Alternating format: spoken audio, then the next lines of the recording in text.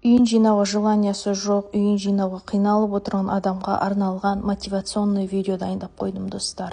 Бұл видеода вау жинамасам да екі егізбен вау жинап қойғанымдай көрініп тұр. Неге екенін видеода өздерін қазір түсініп көресіздер. Мен Аяланың шаштарын жөндеп киіндіріп алған соң даладан келген киімдерін енді жинауға кірістім. Негізі кеше әдемілеп жинап қойған едім. Сөйтіп қайтып күніге шашылады ғой, негізі это нормально для меня уже.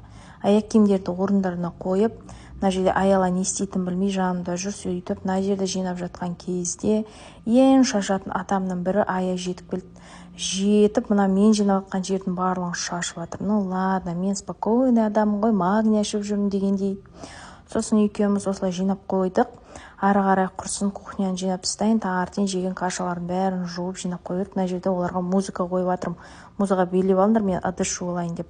Сосын қайдан ыдыс жуған жоқпын, жай ғана әдемілеп жинап қойдым. Ыдысты қыздарды ұйықтаған соң жуып қоямын деп. Кстати, Аяла ауырып қалды, оның тамағы что-то қырылдап жүр, что-то кішкене температурасы бар, түнде температурасы көтеріліп, сөйтіп ибуфенмен әдем болып жүр. Енді мынау детскийді жинап жатырмын, сол үшін мынакай увлажнитель воздуха қосып қойдым. 50 болып тұрсын деп мына комнатада. Мінеке қыздар, мынау жинаған жерімді мінеке мына кісі аяқ қайтып келіп шашып тастады. Сосын мен оны ұрыстым, давай жина деп, сөйтіп өзі жинады. Аяла кет бар, мен өзім жинайын деп, Аялаға но деп ұрсып жатыр өзінше.